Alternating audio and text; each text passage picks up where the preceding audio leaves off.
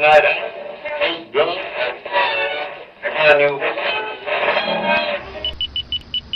You're listening to the Doug Stanhope Podcast.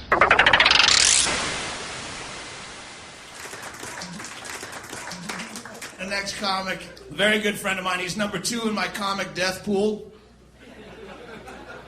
Ladies and gentlemen, big foot stomping, screaming, a round of applause for the inimitable Sean Rouse. How's everybody doing? Late show.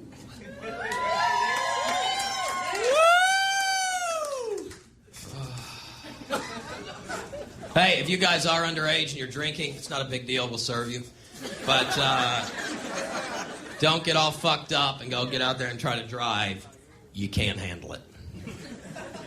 And it's documented. DUI is the #1 killer of teenagers here in America. And these kids need to realize that if they're going to go out and they're going to get so drunk that they can barely walk, I know, and then try and get in a car and drive home, then they're going to need some cocaine for the ride.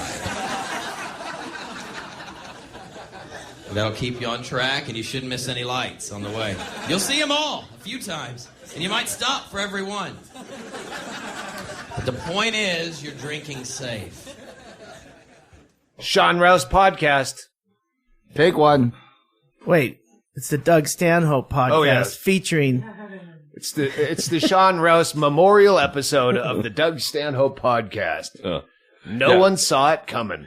That's a good subtitle if you're going to title this podcast. We title all of them. Yeah. All right. Much to your chagrin sometimes. Sean Rouse Memorial episode. No one saw it coming. All right. Before that, just because this has come up the last 3 days on Twitter as I'm staring for Sean Rouse news, because I don't know the full story. But people keep jacking me up saying, are you selling this? Do you get any money from this? It's the old Hope design. I fan made one of these for us when it was relevant. 10 years ago. The iconic Obama Hope. Which was also stolen, that picture. But the 3-color, stupid, every fucking hackneyed, Photoshop guy has made something with that. So no, we have nothing to do with that, but somehow Facebook has figured out how to target Stanhope fans. So everyone's getting this ad. We have nothing to do with that. If you see that, I don't know if you can respond to those ads, but shit on them. It's fucking, I'm a public figure. I think you can steal my face and sell it. I'm not against that. Just don't put it on shit. 10-year-old fucking hackneyed shit. It's fucking embarrassing. You've cornered that market of 10-year-old hackneyed shit. Actually, if you do a Google search, our store comes up first, which we don't sell this. But that drawing is basically from a picture that someone else took. The photographer of that picture could take umbrage with it. Oh shit. Is that her? No, we'd probably steal that picture too. No, that's not. It is one of your, right over there. It's, it's from, it's from a magazine album or something. I think it was like the backside of an album, or I don't fucking know. Anyway, it's not us. No. Don't buy if you're dumb enough to buy that fucking stupid shirt. Yeah. Come to the merch booth and have it signed. I was just going to ask that. Would you sign it if it came to the merch booth? I'll throw you out of a show if I see you wearing that. Get out of the show free card. Receiving stolen goods. I'll call the cops. Shawnee Rouse is dead. You must all know by now. So I sat here and I just wrote down Shawnee Rouse stories, Shawnee Rouse bits that I loved. And I was amazed. Like, that's a full fucking yellow legal pad. Every time I've been asked to do a Hedberg interview or we're doing a documentary or we're doing I don't remember any good Hedberg stories. I mean, I know there were some, but they're not repeatable. They were usually us on acid, and acid stories are never repeatable. Right. They were great if you were there, but yeah, they don't translate. Yeah, don't translate whatsoever. So I was amazed that as this last few days have gone on with Rouse. I'm like, oh, fuck, yeah, oh, shit, yeah. So we're just going to belt out Shawnee Rouse stories. Nice. I first worked with Shawnee at the Laugh Stop in Houston. And he had the rheumatoid arthritis, but he had been misdiagnosed as having lupus, which killed Whiskey Girl. So he thinks he has a deadly disease, and he's still doing really dark material. He was probably only early 20s back then. And but he had a bunch of lupus jokes. And after the first show that week, we went to a bar with the staff and the comics. And I said, hey, what are you drinking, funny guy? And he goes, I can't drink because of the lupus. And I said, fuck you, I have radio in the morning. What are you drinking? So later, it was probably like a 2-week thing. At one point, I was hosting an open mic that he was on. So I brought him up with that story. And he went up, and he's inimitable, but he said in his own unique drawl, he goes, yeah, what's really bad is one time I had lupus and radio in the same morning.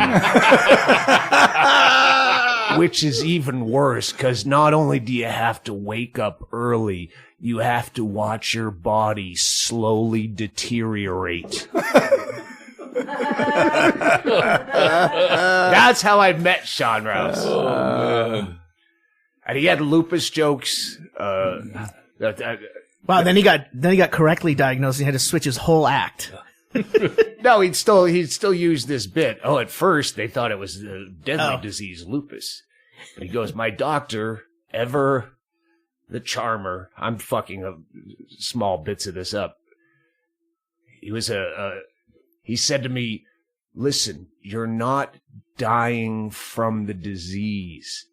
You're living with the disease until it kills you. Then you'll be dead from the disease.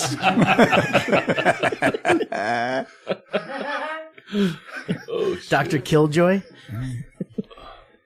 Yeah, we can just fucking roundtable. You start spitting them out. I got a fucking list here. I watched both a World Series. We have a lot of Boise stories. We played Boise a lot, I realized, because the Tennessee Titans, St. Louis Rams Super Bowl, I watched with him at Boise when it was going on downstairs, and I have to go up and do a show and then race back down. The Yankees Diamondbacks World Series, we did that in Boise. The fucking Attell, Jesus. There was one time in Boise, we're playing, what was the Funny Bone? Funny Bone is one that closed. Yeah. And that's where we were always playing. And one of those weeks, we had a comedy condo, and he's Sean got fucked up to a point where he's the Walking Dead. And he's gonna bite you. That was his thing. He would get fucked up, and then he'd start biting people, and you never knew when it was coming. We're at a gay bar, the only gay bar in Boise, which was pretty straight friendly, and it was right next to the club, and we'd go there because, you're not going to have fucking issues and fights. So we're in this bar, and he gets, Shawnee would glaze over when he hit that. All right, he's gone now. And he's got his big cripple mitts. He's got a beer, and I see the look in his face where he's, and I go, okay, time to get Shawnee out of here. And he's like, I just got a beer. I go, all right, sit down here. I'm going to have a cigarette and finish your beer, and then we're going to go. And he turns to a girl sitting right next to him at the bar, and he gives her that evil, the puppet look. I'm like, Shawnee. And I turn him physically away from her. Leave her alone. I'll be right back. I'm like, just smoking a cigarette. Just don't let him fucking cause a problem and bite her. This is our go-to bar after the show. You don't shit where you eat. And I finish my cigarette, and I come back in. He's fucking making out with the chick. Full on. Charmer. Fuck do you do this? You can't even make words. Well, they can't shake hands. So one of those nights we get back to the condo, we go to bed and I wake up, I need to do laundry. There's a washer dryer in the condo and I went to start my laundry. He's still passed out and there's a comforter in the washing machine. And I just think that housekeeping must have left this behind and forgot about it. And I pull it out and it's just caked with vomit. Oh. And I go in and Sean's naked, passed out in his room. No comforter. Like, Shoddy, you're puking in your sleep. That's really dangerous. He goes, yeah, I don't care.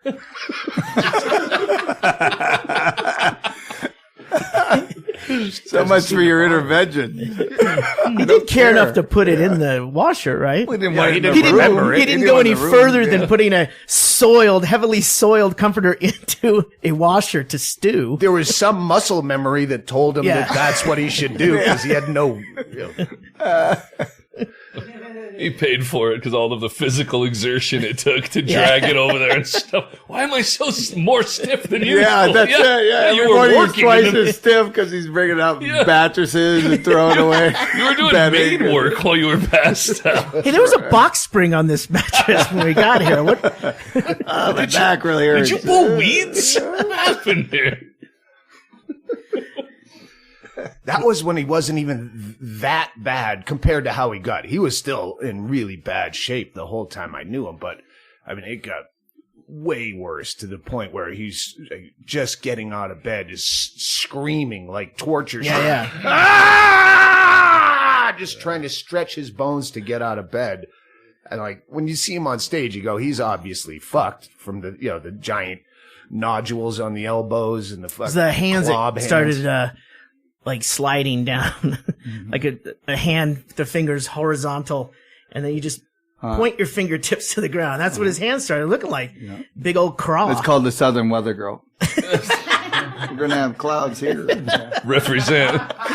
Word. Hopefully, I'm going to listen to that Daytona where we went to see him and, come on in, Becky. We went to see him and Junior Stopka and Andy Andrus together on a fucking. That was the only time I ever met Sean Rouse was on that trip. Early on when I met you in a drunken conversation, I remember you telling me that your favorite comedian was Sean Rouse, and I was like, I don't even know who that is. Yeah, he did pretty good at making sure nobody knows who the well, fuck until he he's is. Staying dead. under the radar. Now there's a million stories of everybody that knew him, and he was a superstar, and I was like, Well, he was fucking hilarious. Ironic. He was unbending as far as like he did what he wanted to do. His act was his act, and he wasn't changing it because you brought your kid. Gig's a gig. One of the funniest things I remember at that Florida was when I don't remember the whole set, like saying, "Oh, fuck it up," but there was a heckler, and he fucking held up his claw, and I gotta go home and jerk off with this. Monkeys. Fucking monkey claw. That's what I was just getting to. I was hoping that we have he audio recorded those shows, and really? hopefully, The listener needs to know Doug is pointing at Chaille. yeah. If we can find that, I'm gonna listen to it anyway. It's on your computer. Yeah, if it was the same night, both nights, Yeah. absolute chaos. After the show was one of the funniest things ever because we went back to the hotel bar, and we were Which was right next door. We were like kind of all in one area in Daytona. Yeah, we ditched out and went to just this hotel bar where there was almost nobody, and we were so fucked up already at that point, and I had just enough cocaine in my system so that I was aware of how fucked up we were, and the bartender's looking at us. I was like, oh, fuck, we're those people. Yeah. And so we went outside to the porch patio out back, and there was the only people out there was maybe, I don't know if there was like 4 or 5, maybe they may have been a family or whatever, but it was a black family, and they were all huge, and they were just fucking just stink eye. As soon as we walked out, they were just looking at us. And then they realized that they were just stereotyping us and we weren't as bad as they thought we were. But Sean was the reason. He started talking to these people, just making jokes. And I would have swore it was a fucking show that he was putting on for these people, because I was just laughing we all were, but it was just one of the funniest fucking things ever. And it was just a back patio Sean Rouse show. Sean had a huge dick, so he wasn't scared of black people. Is that what it was? The rest of us were frightened. In fact, when I was dating Betsy Wise, her parents had a beach house down somewhere on the east coast of Florida, and we went there with him and his wife, and me and Betsy, and we're skinny dipping in the ocean, and holy shit. That's a huge fucking cock. Yeah, Dougie. That's why you have a black wife. That was one of my favorite bits. Was he'd go, a lot of comics use the N-word to make themselves edgier, going over the top. I don't use that word. First of all, not a redneck something. And secondly, my wife is black, and she made me promise to never use that word unless we're making love.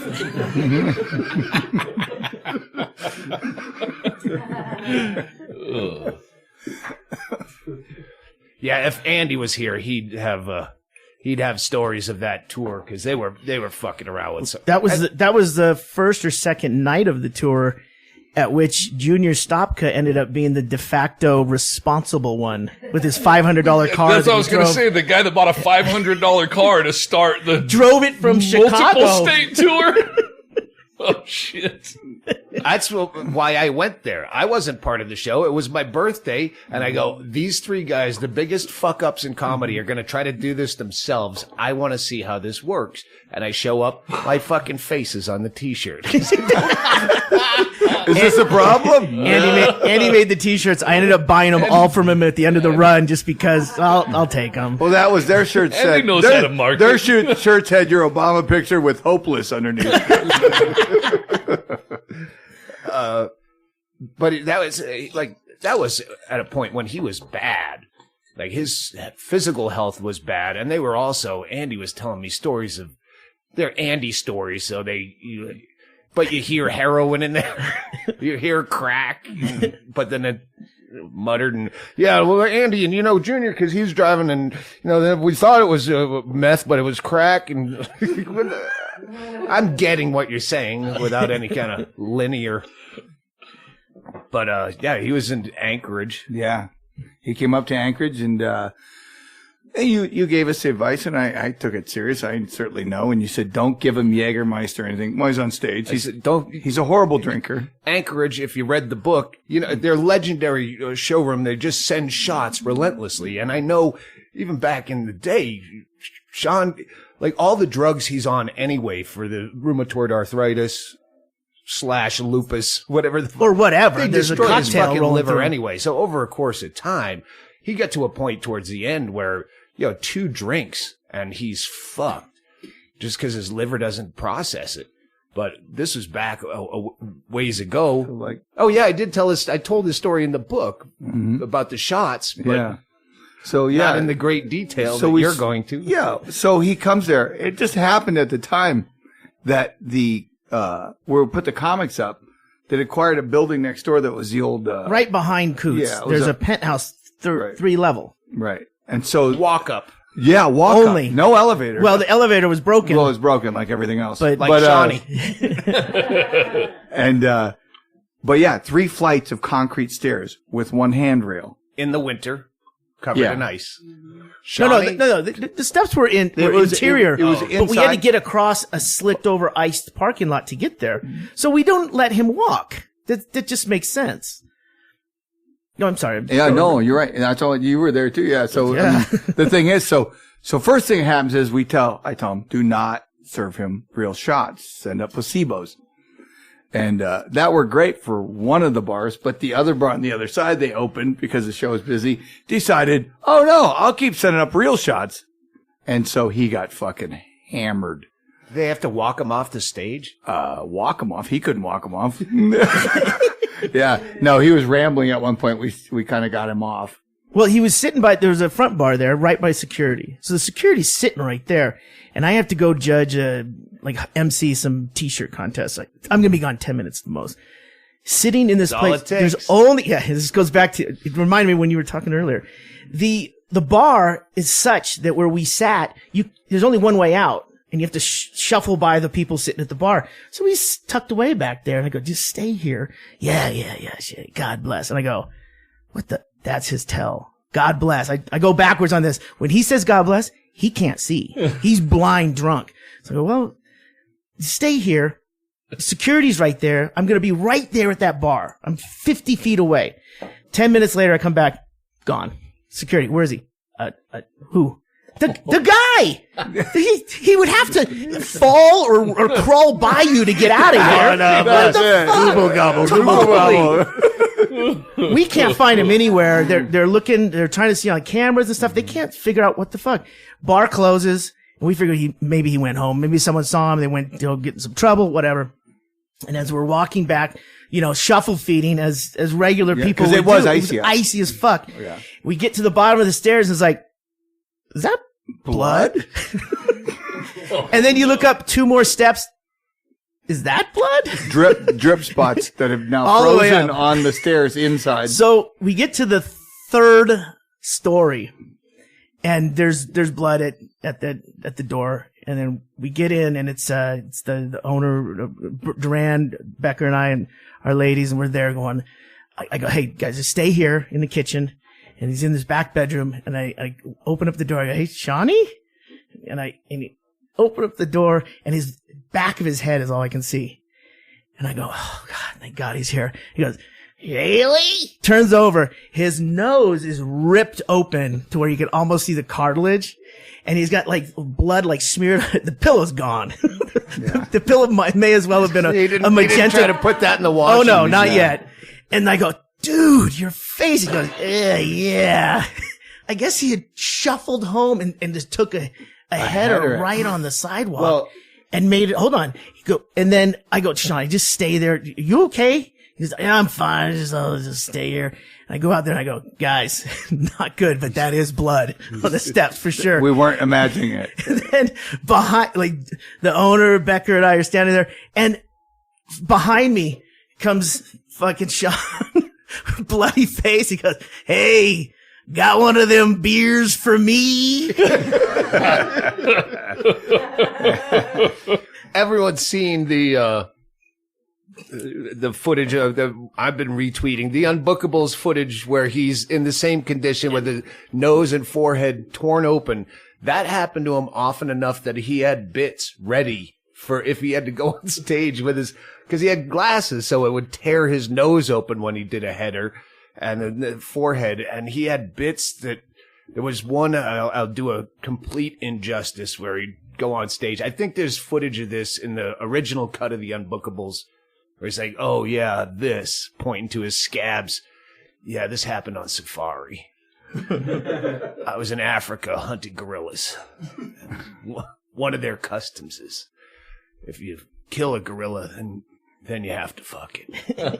And I didn't have rubbers. My rubber melted in the hot African sun. And just saying that he's got AIDS from fucking a gorilla, but he draws it out in such that unique way. I know that because he would come up and I'm like, Jesus, he's going on stage like that with a cut or something. And then by this time, it's like, well, yeah, he'll do the show tomorrow. He's not getting that looked at. He's got a story. It's the first 10 minutes. Yeah. Fucking Appleton. That's on Morbid Obscenity. Oh, yeah. We did this throwaway album as a benefit to some friend of ours that needed gastric bypass. It's like 10 years ago. More. And so Rouse was on that. I didn't go out with him, but the bit that he does from the night before, fucked up. He went out on whatever, 6th Avenue or whatever in Appleton. They go to Cleo's bar. Rouse goes outside to take a piss on, this is like, Bourbon Street of Appleton. It's the big bar street. And he's just standing there pissing with his fucking giant cock on him. He didn't even try to go somewhere hidden. He just starts pissing on an electric box. And the cops show up. You know what? I don't even want to tell this story. Yeah, I'll tell it. And then I think it's on that CD. It is. That is Morbid Obscenity. I don't know where to find it. You can find it on Amazon.com. And there's Banjo Randy. Doug does an intro. Andy Andrus. Lynn Shawcroft. Sean Rouse has 3 cuts. And then Doug, you wrap it up. So. All right. I won't burn like Andy's. That was the day he fell asleep at Grandma's with someone gave him Klonopin, and in the afternoon he's drinking and fell asleep in his mashed potatoes at Grandma's family restaurant. And I remember him doing that bit about, Klonopin, that's like a warm hug from your mother that doesn't lead to sex. That's back from 2006. Rouse follows him and says he looks like a gay velociraptor. Watching him try to walk. But he did this whole bit about the cop was saying, he got his ID and said, you Texas boys think you can just come up here and piss on anything you want? And that's what starts his bit. But they had to go out and explain, no, he's crippled, his medication is fucked. And fortunately, he looks so crippled up that they go, okay. But then he turned it into a, just because I don't want people fucking buying that CD. All right, let's break. It's a commercial break. I got so many more fucking stories. We can go long. He couldn't. Blue Apron. Chaille, you left town and left me with a blue apron because you get it. I don't know how I get fucked out of the blue apron. No, because I know everyone will check the mail Your here. aunt died. I'm not going to eat your fucking blue apron while I had to leave town quickly because my aunt died in Phoenix. I grabbed it, by the way, before we left because Bingo told me. I was going to throw it in the pacer and see if it cooked by itself with all that glass.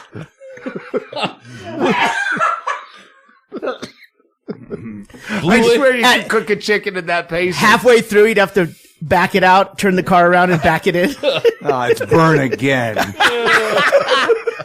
You gotta there goes flip it. My Navajo interior. No, actually, it smells more like it. Well, Blue Apron, because we were on tour, and then you left, and I was leaving, and we were doing this stuff. You just go online. And your aunt died. Why do you keep doing that? I don't know, because I want you to cry during your ad copy. Well. So, Blue Apron shows up, I go, I shouldn't eat. Because I give him the Blue Apron, I take the ad revenue, and I give him the food. It's kind of a trade-off that fucks him.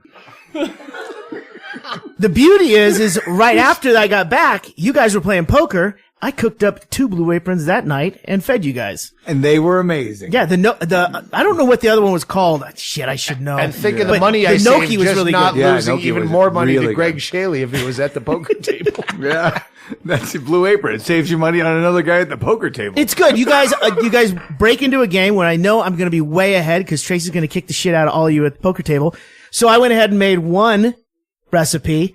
And while that was just finishing up, the gnocchi was boiling. I go, I'll pop in this other one because we had 8 people up here playing. So I made two of those, and I thought they were delicious. Yeah, they were I do fantastic. the vegetarian stuff. It's not vegan, but it is vegetarian. And not many complaints and not much left to take down. The gnocchi before I took the Seroquel. I remember gnocchi sliding off my chin as I tried to wobble towards the bed. It says that in their instructions. They don't provide Seroquel not included. Yeah. Oh, I thought it was on the Seroquel instructions. but you can't Eat get the Blue Apron. Eat Blue Apron before you take this, and don't operate poker cards. Yeah. Although next week the Seroquel is not sponsoring us instead of Blue Apron. They ditched me, and then Seroquel's like, "Hey, top dollar." Big fan. Go with it, guys. I love Blue Apron. It comes every week, and when we're not going to be here, and I know in advance, I just put it on hold. Just keep putting it. They can put it on hold 4 weeks at a time.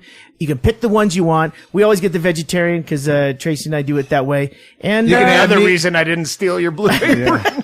You can add meat later, it turns out. Well, you can always change. Or I might have added meat into the one that you ate. Oh. While you're seeing your dead ant. No wonder it was so delicious. My dead ant in your meal. He used the bacon in the back of the Pacer from 1970. So, we put them on pause all the time. Get them back. When we're back in town, we get them back on rotation. It's fantastic. We love it. It's delicious. There is nothing, and it is reliable. If you live in a city where you get back off a tour and you have to actually go to a grocery store because your refrigerator's, no, it's waiting there for you. You got a meal waiting there for you on the day it's supposed to be there. Hey, you know what's great that's coming up?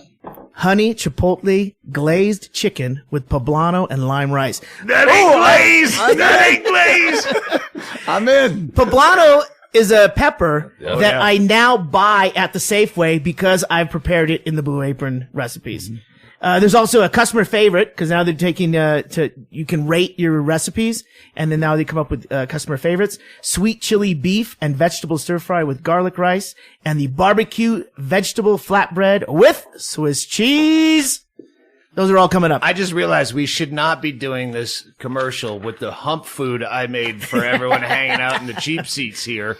They're just eating my garbage food. If it ain't for Blue Apron, I'm just going to put anything in a crock pot.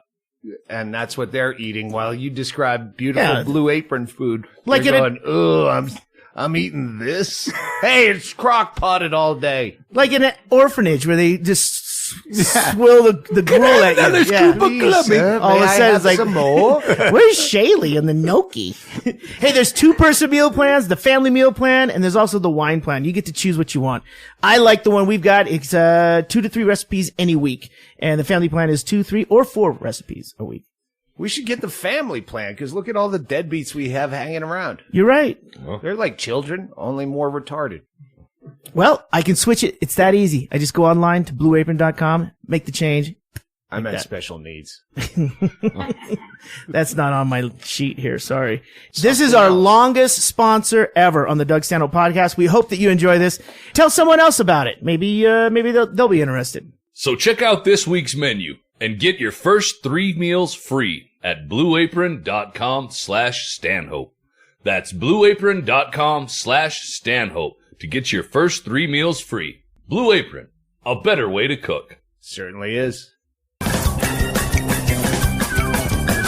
Bird Dog's gym shorts. I have a pair of, along with my vintage wear, I got a pair of vintage our era gym shorts, like the high basketball shorts. Like gym teacher shorts? Yes, totally, yeah. To wear as a joke is too embarrassing to wear. So Bird Dogs, just shorts. They're just shorts. You can swim with them. I would have dressed out in gym if I had to wear these in gym. These are very comfortable shorts. But they're not gym shorts. No, like a cut in the side. Yeah, the thing up the side. They're normal shorts, but they have the underwear package underneath. Like the. Oh, I like that. Oh, no, Chad, check it out. I got a pair here. Look, okay. We all know the liner. This was my dad's sex talk to me when I was a kid. The bathing suit has a liner. All right, we're good here. Seriously, that was it. Here's a redo on the liner. It's a pair of boxer briefs. Ooh, I like that's that. Inside there. Yeah, and it has the pouch, the cradle. So for swimming, my above ground pool is good for about another week before the monsoons hit and it gets cradled with bugs and larvae and mosquitoes and no one cleans it. But yeah, you could swim with these. You could go to gym in these. You can couch on these. Well, that's what I was going to say. I don't go to the gym very much, but when I'm at home, I do wear shorts a lot. And I only wear some that also help my nuts in would be helpful. I wear the silly 1970s leisure suits that you see on stage. And at home, I either seasonally have either pajamas or shorts. I am comfortable all the fucking time. I don't own a pair of jeans. I'm either on stage in a silly, ridiculous polyester suit that's not good for your garbage, or now, this summer, a pair of bird dogs. These are seersucker. I know. It's something we know about. Look it up, kids. But they've got a ton of designs, some wacky colors. I would like them to do some more prints, because there's only a couple of prints. But I think I saw the ones that are looking at me. Yeah. There's I like the Russian medlers. Miami Dolphins colors. Hey, guess which ones I'm going to pick? the black ones with the black liner. But that's it. If you remember old bathing suits that had a liner, that was that crusty mesh liner that would rip you apart. Yeah, exfoliated your bag to the pink. 4 nights ago, Doug, I said, I'm not taking these off for 4 days. And I lied. I took them off for half an hour to put on one of those old bathing suits with a liner in it. I can't fucking believe those sold 1 pair. Those are so horrible. I've been wearing these for 2 days and then I put those on. That is uncomfortable. That is, and it is wearing ladies' panties under your bathing suit. Is what it is. You can wear these for multiple days? I'm sold. 4 days right now. Anything. These are 4 days. I'm going to go 7. and this is the thing, Doug. I don't know if you've noticed this, but there's a pocket on each side. One's a horizontal pocket, and that's for your cell phone. It's shifted to the side. So if you sit down, you're not sitting on your phone. And on the other side, there's a vertical slash with a zipper that holds in your wallet. So you don't drop your wallet? You can swim Becker was or your hotel key card whenever you fucking get in the pool, so you're not trapped in the pool. That happens. Exactly. Well, because they look like normal shorts, but they work as swim trunks too. Perfect. Yeah, it says gym shorts. It's everything short. It is very comfortable. Thing is, you don't have to wear underwear with them. So if you do want to jump in the pool, they have the liner built in. Because I closed on this bit a million years ago was, hey, if there's anything you learned from this show, wear underwear. Because your cock isn't going to get any longer, but your balls will. So these have the underwear built right in, but it's not like underwear. It's a fucking, it's a beautiful. It's nice. Yes. Very comfortable. Becker and Chad, I'm getting you 2 pair right now. I'm looking We'll get them online. You can check them all out here.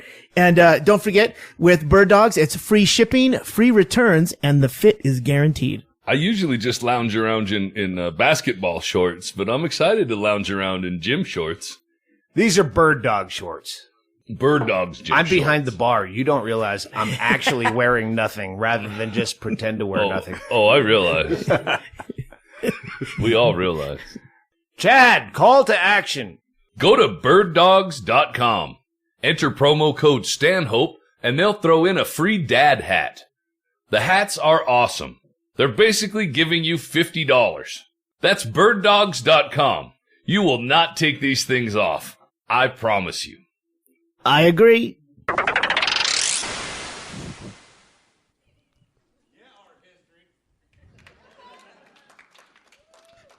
That's really all I know about art history. I'm more vodka and pussy licking. And baseball. Love some baseball. Come on. How can you not love pitching? We don't need to shorten the game. You need to respect it. N-word. I get mad about baseball, and that wasn't directed at anybody of any color. My son's black. Actually, he's 37.5% African. Quarter Irish, quarter German. 6.25% Choctaw, Indian. 6.25% Blackfoot Indian. It's still early, but I may have created the perfect drunk. I think I've done it, guys. I think I've done it.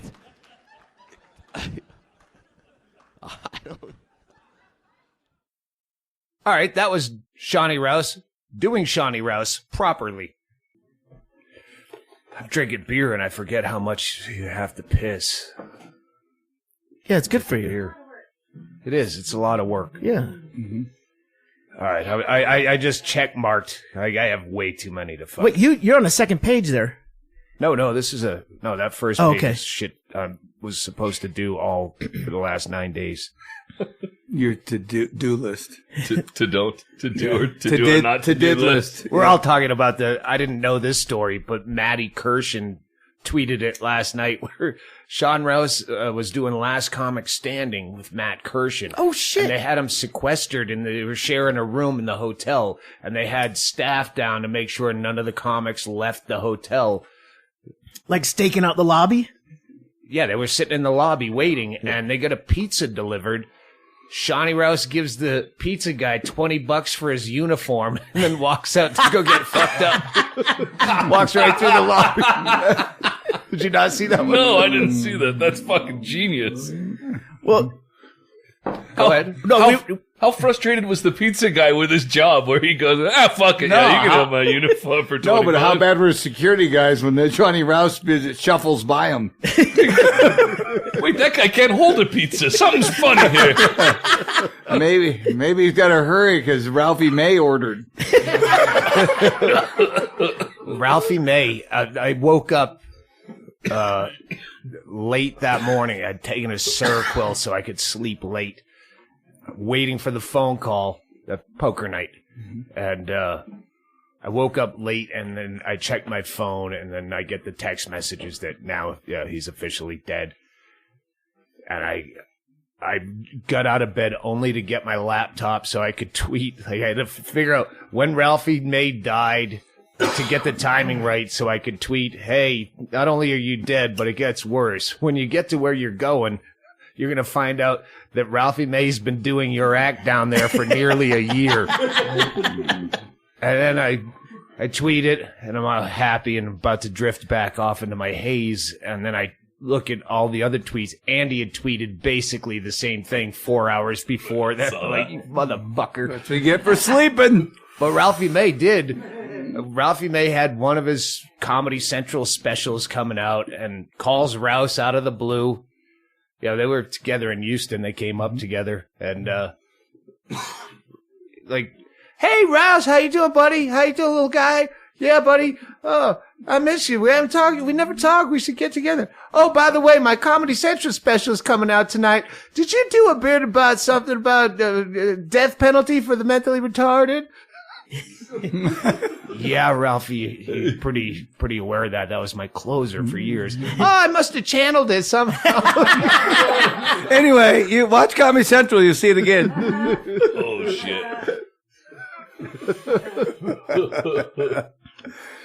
So, yeah, that tweet didn't come from nowhere. Yeah. And, we have our own Ralphie May stories, Becker, but it's not the time or the place. This is about Sean Rouse. I know. We did the Unbookable show in Edinburgh, the Fringe Festival in Scotland. What year was that? It must have been 6. 2006. Because that's when I said never fucking again am I doing this. But Rouse shows up, and we go to the airport to pick him up, and he's going to have a wheelchair at this point. Is it Hennigan with you? Yeah. Okay. And he lost his meds or something. We had to do this whole... But he comes out on a wheelchair, and he goes, yeah, it's just too long to walk. And besides, when you get a wheelchair, they just push you right in front of everybody. They get right through customs, Border Patrol. So, yeah, when we flew home together, he needs a wheelchair. And you just fly through everything. I've never had the balls to try to pull that off with Bingo, except for the one time Bingo had it done to her, where she was so fucked up she needed one. But we spent that... I think he was only there for 7 or 8 dates. I was there for 3 weeks or something. And we were just holed up in this flat, this apartment. We didn't do anything, but Hennigan had a handful of DVDs that all sucked. They were fucking... What's not NYPD Blue, but one of those... Law and Order. Law and Order. That shit. But they had Curb Your Enthusiasm, which we watched relentlessly to the point where when we went out at night to do our shows, everything was turning into a Curb Your Enthusiasm. Like we're watching out the window and there was a cab driver getting into an accident downstairs and he's going, you know what? That's going to be our cab driver when we go to the show. And then he's going to be at the show and they're going to ask us to testify and we're going to say we didn't see anything. And then he's going to be at the show.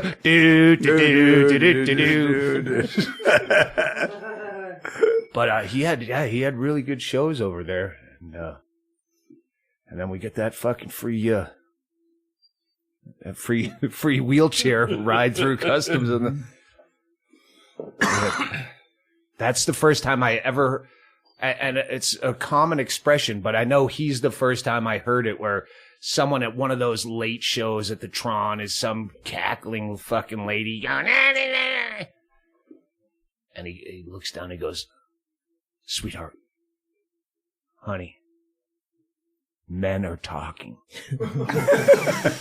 And I've heard that said a million times since, but at that time, I'd never heard it before. That's great. And just with that slow, hey, and the big palm, Drum the in. palm coming out, giant hand waving her down. Men are talking. Anyway, back to the bit. I have bits written down. The fucking Baptist bit about being molested as a child. Yeah. Because he was, like Andy, he was molested, but he had one bit about, it wasn't a priest. I know what you're thinking. No, I was raised Catholic. I was molested Baptist. Which would break my Irish Catholic mother's heart.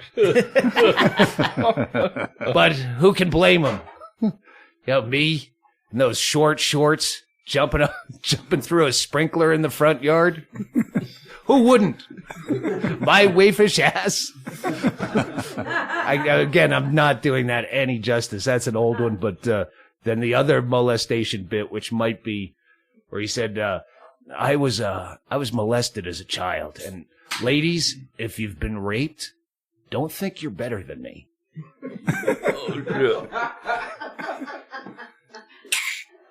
Rape and molestation are similar, only when you're being molested, you're not aware of what's happening till later on in life. It's like being raped in the future. None of this is any good without seeing him and his big lobster claw hands and that baby face. Oh, man. If you do want to catch one of his early discs, he had Spilled Milk back in the day. Yeah, that's an old one. Yeah. There was one he did that if I went through the crawl space and didn't dump it, I probably don't have it. I loaned it out. He did one called a DVD called Mr. Sensitive. Oh yeah, that's you find out on YouTube. Oh, Yeah. Oh, good. Yeah, no, I'm looking right now. I put Sean Rouse Baptist, but the fourth one came up, Sean Rouse from the Unbookables, with a rug burn on his face, and he's sitting down. Because later on in life, he usually would sit down on a stool to make the contractual 45 minutes. We played that one place in Universal City, John Lovett's Comedy Club. Oh yeah, and he had to go down 3 stories to the green rooms on the top balcony, and they introduced him, and it was like 4 minutes before he could Stretch. He's pretty good at falling downstairs. Yeah, it was falling up. That's pretty quick. Yeah, that was the worst. I'm looking. Yeah. Oh, you want to read those? Those 2 things? Yeah. I found a couple things online. Can we open that? Yeah, just open a screen. Bingo, can you open the door a little bit and put that screen across? Yeah, open it all the way. Are you stoned, Chaille? Among other things, yeah. Stoned and cancer, the two great types of smoke in here. I smoked a joint and didn't realize until you just said that everything. Well, I don't think that's the only bit of smoke that's in here. We all smoked a joint. Okay, you want to read the most memorable gig one? Well, what are these from? Yeah, one's gonna set it up. An undated thing. I had to go pages back in Google, which is a weird thing to do. Oh yeah, I should try those other pages. One's a website called Gonzo Fame. This is after he had a kid, but before the Laugh Stop closed. Anyway, just that the memorable gig. Well, I know this is more about me than him, but what's your most memorable gig? Most memorable is probably the Insomniac tour with Dave Attell. But the funniest thing I ever saw at a gig was actually here in this room, the old Laugh Stop in Houston, Texas. Doug Stanhope was in town. There was a lady on stage named Bobby McBurney. She hadn't been doing comedy very long and hadn't gotten any laughs. While she was on stage, Tommy Drake distracted her while Stanhope crawled up behind her. Stanhope dropped his pants during one of her punchlines and put his hands up in the air, like, number one. And the place lost it with laughter. Everyone was applauding. The crowd hit the roof. And the whole time, this lady thought she hit it. She thought she figured comedy out. She was bouncing around all excited, like she really killed it. And that's not the worst thing we did at that open mic. There was some guy that had, came to one of those open mics at Houston Laugh Stop. It was legendary for that era. And some guy came first time at this open mic, and he was doing this infomercial character with an Australian accent. And if you order right now, they were trying to plan some trip, but he was making a comedy routine. He was trying to raise money, and everyone was just staring like, this is so fucking cornball. Yeah. And I just went into it's the front room of the small, it's like the swing bar, right. Just small room, and no one's sitting up front. It's open mic. So I just sat down, I pulled my dick out, and I started jerking off, making eye contact. And he keeps trying to stay in character. And if you donate money right now, this guy's jerking off in front of me, and I'm being serious now. This guy's really jerking off. I know, he really is. This is really bad. Anthony Andrews, I think it was, came up and sat next to me, and he pulled his dick and started jerking off. The guy never showed up at open mic again. That's great. Those are the open mics. The guy, he was kind of a simple guy. He came to open mic and no one knew when his punchlines were done, but he'd come every week. And he was, and so he says to Babbitt, the guy that ran the place and nurtured this great scene, he says to Babbitt, well, so what did you think? And he goes, I wouldn't change a thing, except from now on, I'd wear a jumpsuit. So every week that guy showed up doing the same shitty jokes in a fucking jumpsuit. No, you need some chains. So he got chains. And then we would applaud at every joke, but it was always hard to find when the joke is over to laugh and applaud. But he would. The joke is over when he hung himself in his closet when he found out what you dicks were doing. He didn't do that. He did not do that. He now drives for Uber. No, he was very happy. He had, again, he was a special kind of guy. Low-hanging fruit, if you will. Well, does that give you enough time to get to the next letter? Are you ready to do this? I thought you were going to set me up. I kind of did with this special kind of guy. Oh, yeah, sorry. Stoned. That's all right. I didn't realize there was a segue there, so I jumped on it when I caught it. The following is an open letter to Donald Trump regarding his verbal attack of a physically handicapped New York Post reporter. This is from Sean Rouse on Facebook, December of 2015, when the famous, when the election was going on. Yeah. Mr. Trump, as a disabled American and stand-up comic, I feel as though I must comment on your recent actions directed at those in my community. The lackluster impression of a person with a physical disability was quite possibly the hackiest material I've witnessed on a comedy stage in quite some time. Maybe since the last Farrelly Brothers movie. You obviously have no idea what it is to have to endure such a burden or to properly... Hold on, I have to read this right. I just started laughing. You obviously have no idea what it is to have to endure such a burden, or to properly mock those who do. Your lack of commitment to the joke was appalling, good sir. Everyone knows, even young children, when mocking the hook hand, You have to hold it hooked from the beginning of the joke until the end of the punchline and through all subsequent tags. Hold it.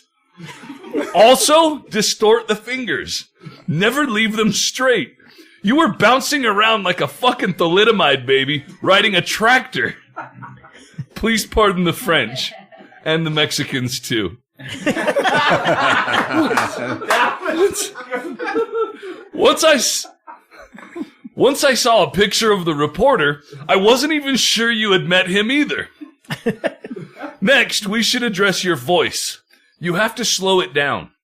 Not to mention dumb it down. I know your old friend is not mental retardation. Mentally retarded clinical. Oh, okay. I know your old friend is not mentally retarded, clinical, but that does not mean you can't make him sound mentally retarded, clinical. It isn't lying, it's simply over-exaggerating something that doesn't exist to... It's simply over-exaggerating something that doesn't exist to acquire a desired response, much like your threat of violence from every Muslim on the planet. If you were to make these 3 minor alterations, I think the character would be much more effective, though still extremely offensive due to the lack of creativity. But since you're in the early stages of trying to create a fascist police state, I can't imagine you're worried about offending anyone. I hope you find this critique useful, and good luck at your next show. Seriously? Sean Rouse. P.S. It wasn't all bad. You nailed the hair. P.S.S. Can I borrow some money?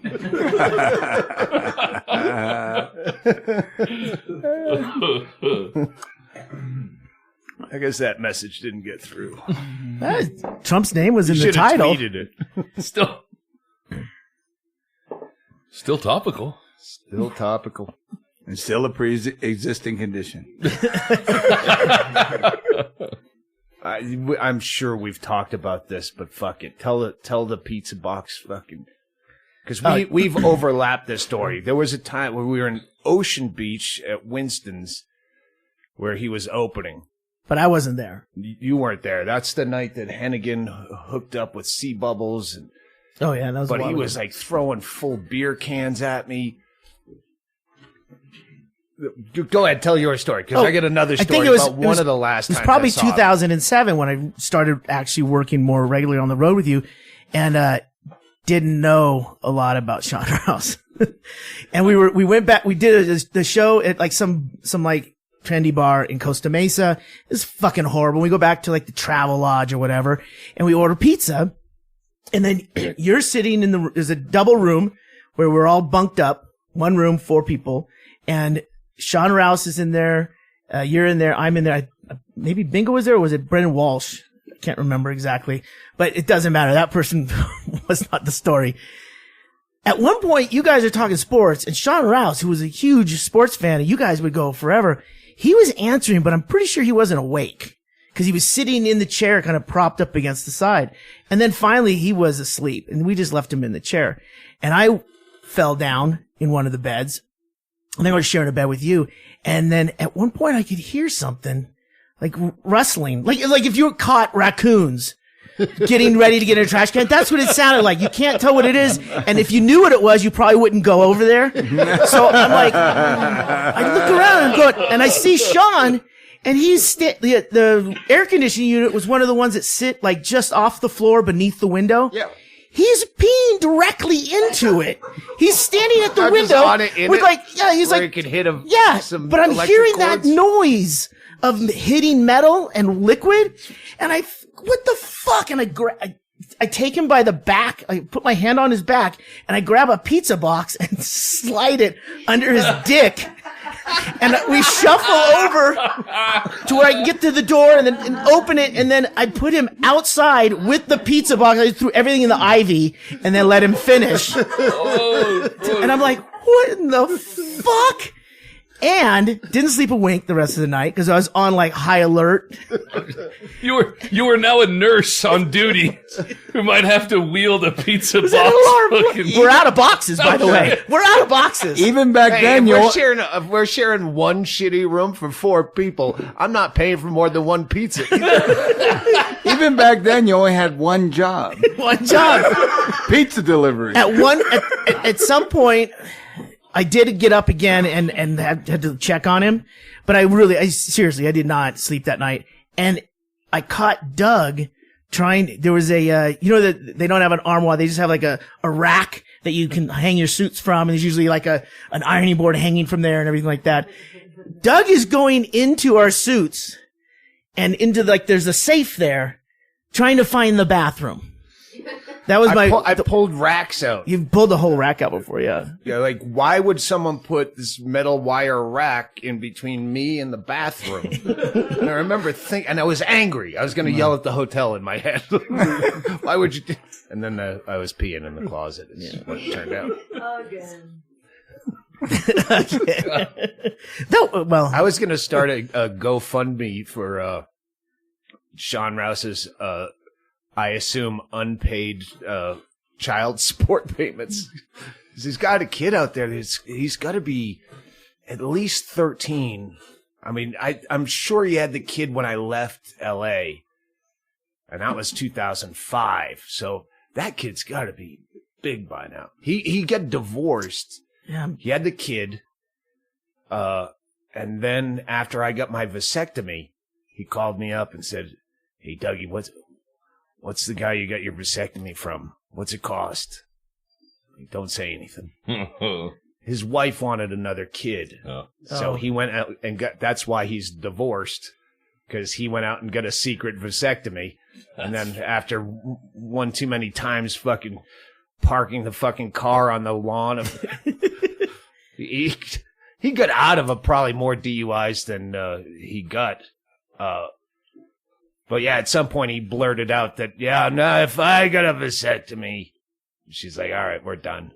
So that's why he's living with his mother in Katy, Texas. Yeah, I think that was about the time we went to a gig. I know you were there. Shawcroft was there. It was an Irish pub somewhere. And I remember that was when I found out he was getting divorced. And, I found out he was married and then he was getting divorced.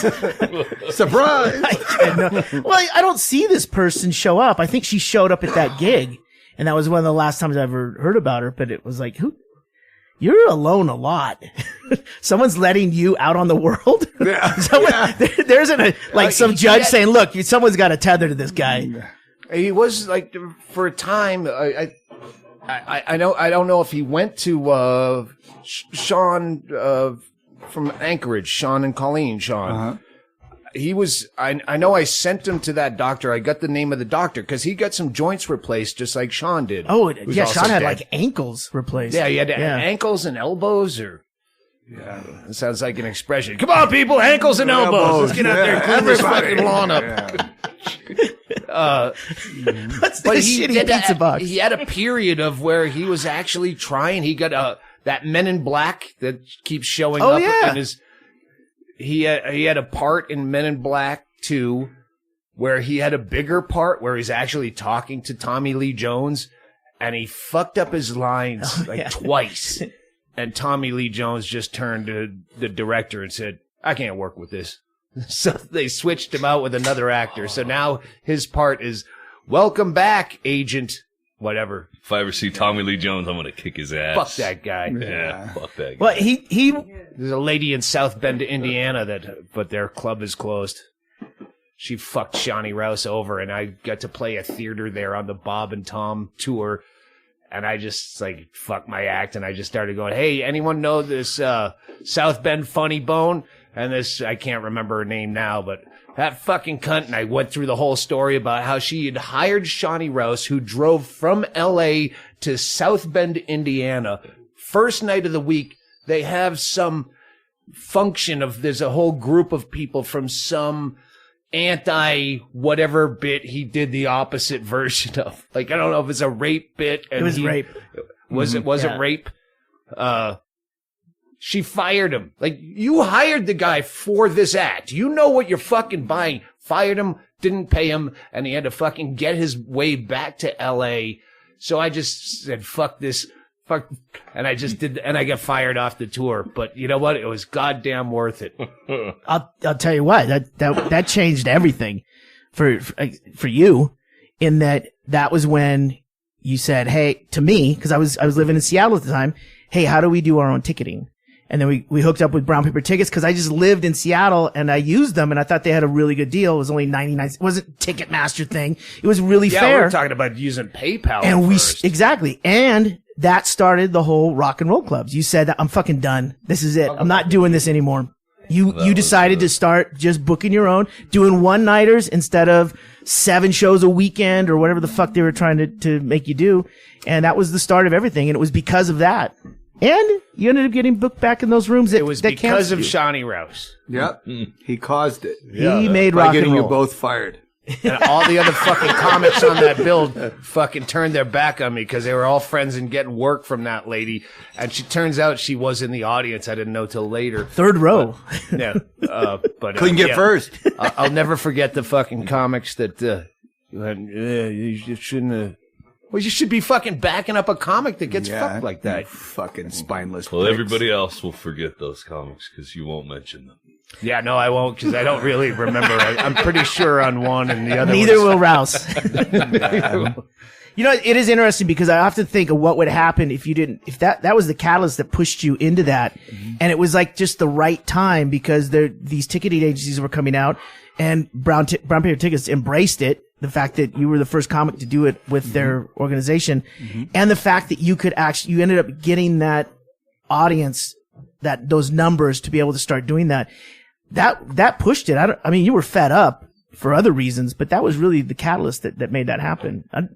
That was a big moment. I mean, as Sean Rouse got fucked over and you fucking stood up for him. That was really good.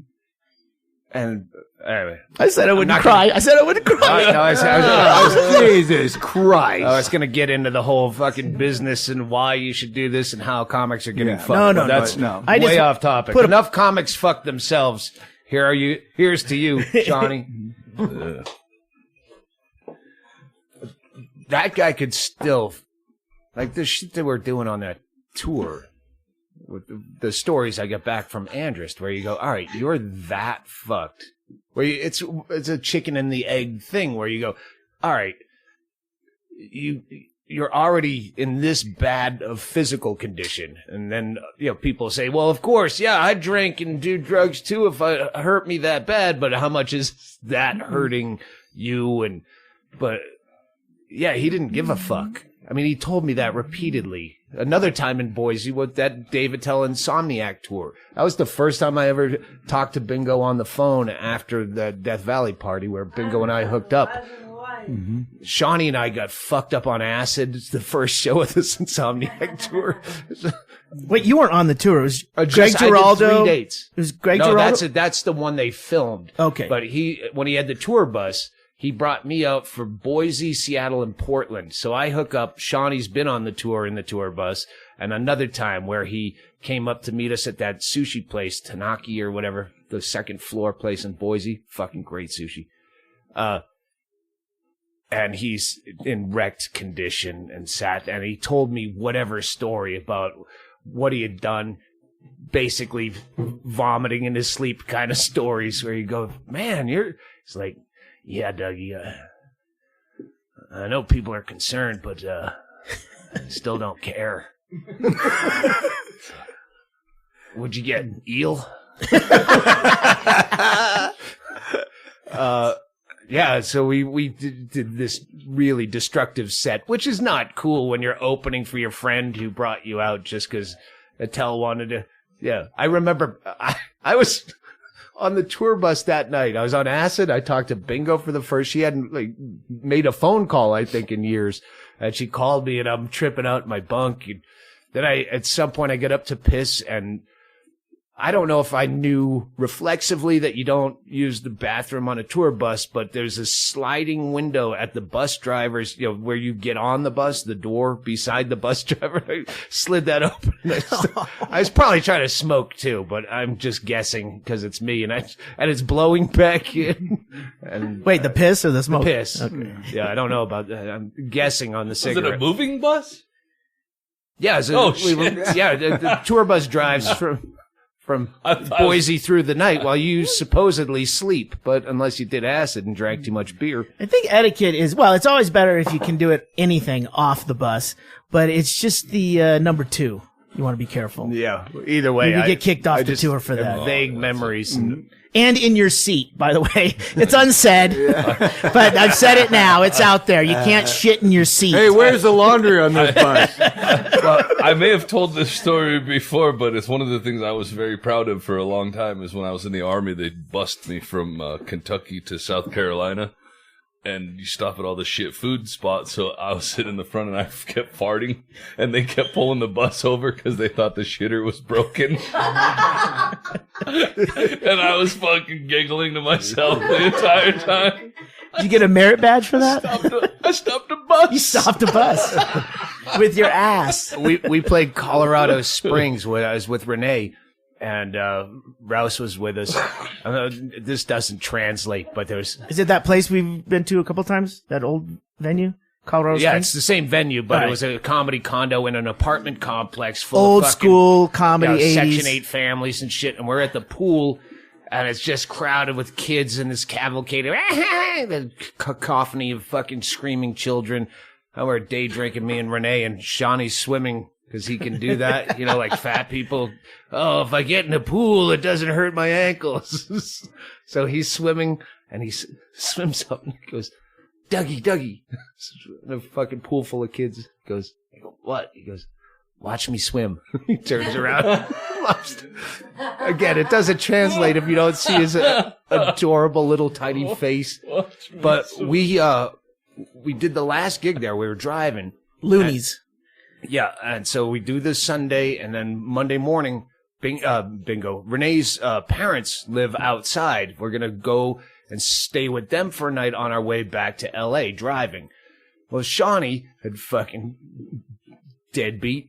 Goes and eats my fucking snacks in the middle of the night when he's drunk, and they were all from Big Lots, and it was one of those travel cans of tuna that you mix yourself and put on And crackers. you never leave in a window in a car? And you don't buy from Big Lots when it's dated. Well, the next day, we just think he's hungover. It's like, oh, I don't feel good. Well, of course you don't feel good. You're Shawnee Rouse, and you drink like a fucking maniac, and you're...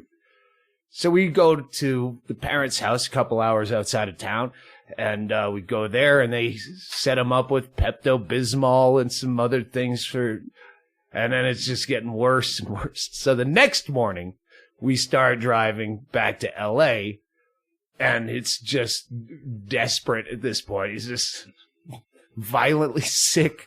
But we have to go through Vegas, and you can't go through Vegas without stopping for a night. So we put him in a room. Oh, just crippled up, groaning. It's just Shawnee being Shawnee. Yeah. It's just a long hangover. Roulette wheel's calling. Exactly. Roulette wheel. Let's hit roulette. And then the next day, we're in 2 cars at this point. So we're on cell phones to each other. Renee has Shawnee in her car. And she drove him directly to Cedars-Sinai, where he diagnosed with severe food poisoning. So I called Renee, or texted Renee last night, and they said, you probably already heard, but Sean Rouse passed away. He had a stroke followed by a heart attack. He's dead. And then she emailed me back and said the subject was just, guess the tuna caught up. The original naked lunch. The one time he didn't throw up. And that, I'll close on this, unless you have other stories to add. Joby, I can wait. Next time. That's, unless she pays you back, that one can wait. I didn't The have last time I talked to Shawnee Rouse, go ahead. I was just saying I don't have any other stories, but I was surprised, like, to see after he had died, like, all of the comics that really respected him and that knew of him whenever he wasn't, you know, like a popularly known guy to regular people like me, but to comics. Holy shit! Like Dave Attell and Attell, Artie Lang. I know spent approximately a shitload of money to put him through rehab, and it didn't. That's good money after bad, right there. This isn't a very funny story, but it was one of those things where Rouse knew what was going on because usually about 18, 20 months after they worked up at Coots, I'd get a call back. If they didn't get a call from me, I would get a call back, and I remember it kind of upset me. A motivated comic would be trying to close the deal at the end of the week. Yeah. Or within a few months or weeks after. You usually want to add time. He's talking about 18 months go by, and I'm like, oh, fuck, I answer it. And it's like, hey, man, so like, maybe we can do another booking. And I'm doing this. Well, right now, let me get some water. And he just goes, look, Chaille, if you don't want to book me, don't book me. I mean, I was at the point where I go, I can't book him anymore. It's too much of a liability. And I even called Hennigan. I go, what do I say? He goes, fuck it. I won't touch him. and that was really what I felt bad because I like Sean, but it was just too much of a risk. And he let me off the hook by like, look, if you don't want to book me, don't book me. And it was one of those things where like, just tell me. Thanks. Cause I felt bad. When he came here for one Super Bowl party and he fucking killed on stage but when he showed up, the only reason Christine Levine said, okay, she goes, are you going to bring Shawnee Rouse? And I go, it's a Super Bowl party. He requires so much fucking babysitting. I can't do that with a fucking huge house full of people. She goes, I'll take care of him. I'll be his nurse. I'll be his mommy. And he shows up late at night with whoever he drove out from LA with and is fucked up immediately and comes in and just starts raging, and Levine goes right to bed. You fucking asshole. You smart. That's smart. That's good. Yeah. Bait and switch.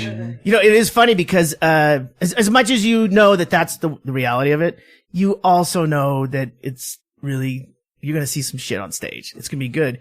And our last tour through Texas back last year, you were trying to figure out how we get Rouse to drop in. And I'm like, well, okay.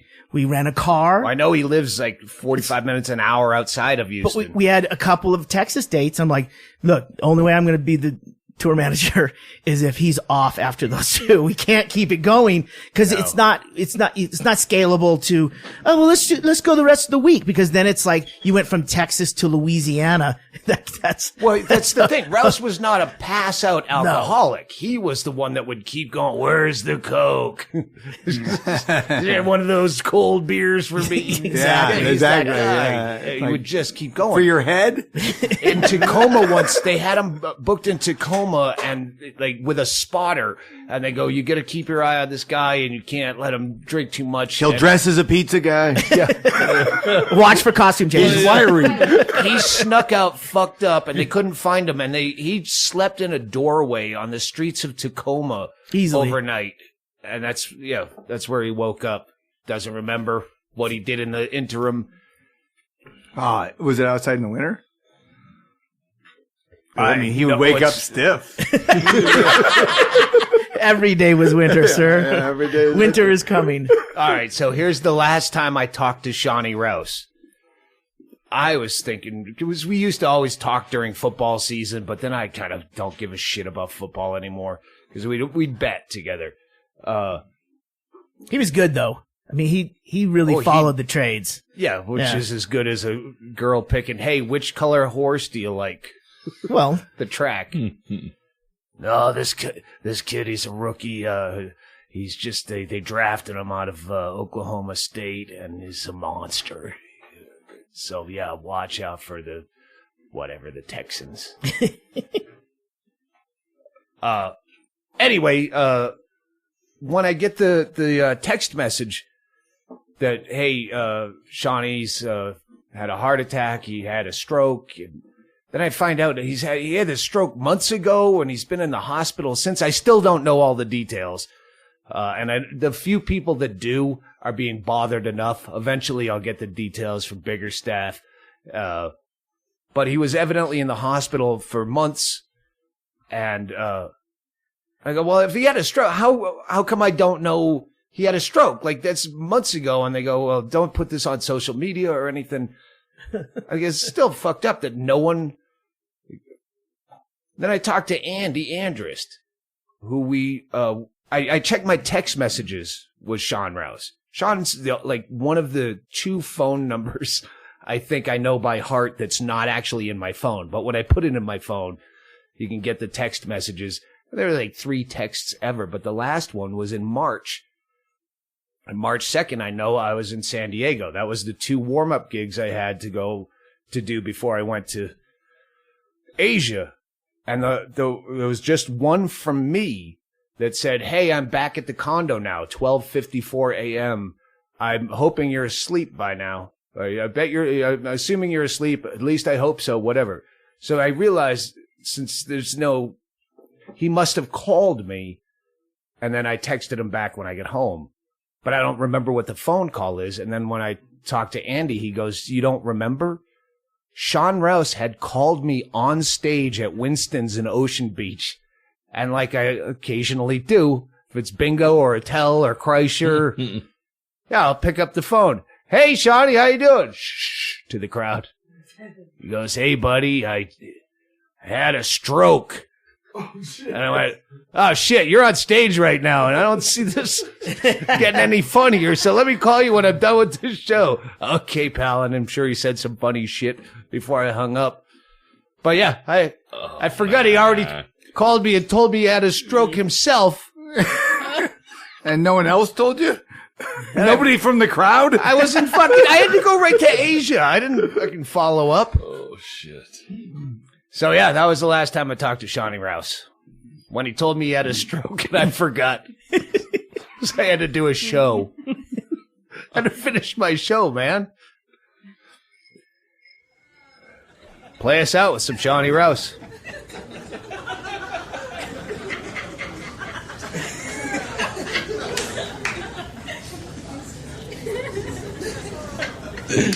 Oh, you guys were fun. I was a little tentative coming in. Y'all didn't give a fuck. Y'all were good. You got everything. Even the racial jokes. Yeah, y'all even got that. And that can be weird when I do them. You know, because I'm so fucking pale. Everybody gets all fucking, what? Don't you have an ethnic friend who could tell us this part of the show? Or maybe like a special guest? I know, I'm fucking white, aren't I? And right now my blood pressure's up because of the drugs. But I'm much whiter than this even. I'm real white. I'm whiter than the first wad out of Hitler's dick right after Eva Braun takes a shit in his mouth.